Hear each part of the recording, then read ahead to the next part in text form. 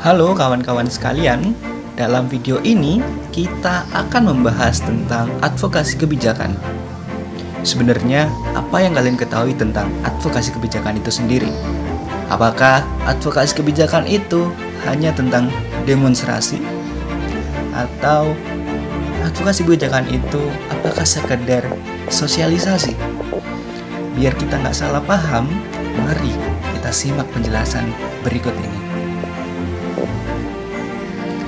Advokasi kebijakan diartikan sebagai upaya dalam mengawal secara terencana terhadap rencana keputusan, rencana program, atau rencana kebijakan yang dirancang oleh pemerintah untuk dilakukan atau tidak dilakukan, agar sesuai dengan kepentingan dan kebutuhan masyarakat.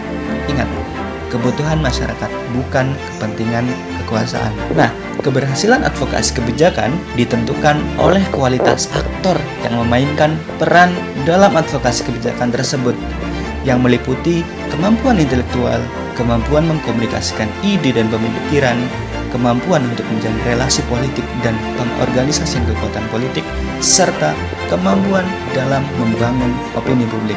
Nah, secara garis besar, bentuk advokasi kebijakan ada 3 kawan. Ada kampanye, lobbying, dan negosiasi.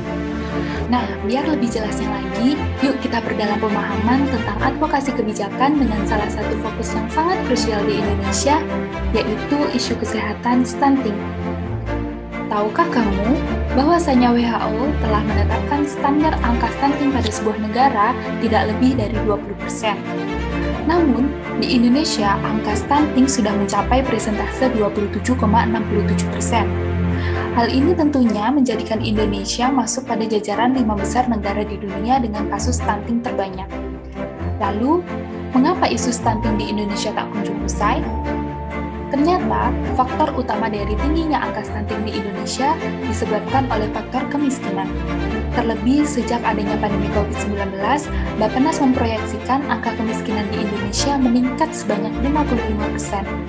Akibatnya, asupan makanan dan gizi yang dikonsumsi tidak dapat tercukupi dengan baik dan seimbang dalam setiap anggota keluarga, terutama pada anak-anak. Sehingga hal ini perlu segera ditanggulangi. Mengingat bahwa dampak jangka panjang Indonesia akan menghadapi bonus demografi yang salah satu tingkat keberhasilannya dapat dipengaruhi oleh sumber daya manusia yang berkualitas dan yang pasti sehat. Untuk memastikan seluruh anak Indonesia tumbuh optimal, Presiden RI serta Kabinet Kerja meluncurkan Strategi Percepatan Nasional Pencegahan Stunting.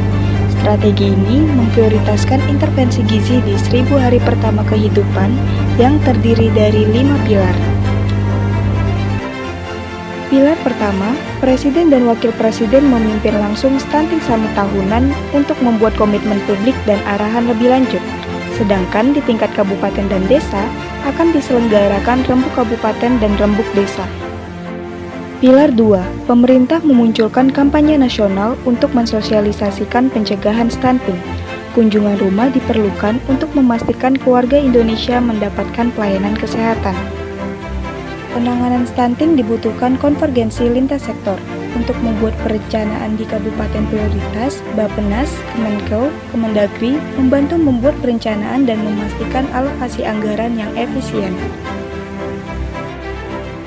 Kemensos akan memberikan bantuan non-tunai kepada keluarga rentan di kabupaten prioritas, sedangkan Kemendikbud akan mengembangkan model stimulasi dini untuk guru PAUD. Di sisi lain, Kemendes mempunyai peran untuk memprioritaskan penggunaan dana desa agar intervensi gizi tepat sasaran. Lebih lanjut, kementerian dan lembaga lain saling berintegrasi untuk membuat program yang diimplementasikan di tingkat kabupaten dan desa. Pemerintah juga mendorong kebijakan pangan agar mempermudah akses dan menurunkan harga makanan-makanan bergizi. Untuk memastikan apakah program tepat sasaran, BPS akan mengeluarkan angka prevalensi stunting tingkat nasional dan kabupaten di bulan September tiap tahun. Hal ini penting untuk melihat kabupaten yang berhasil dan dapat dicontoh oleh daerah lain.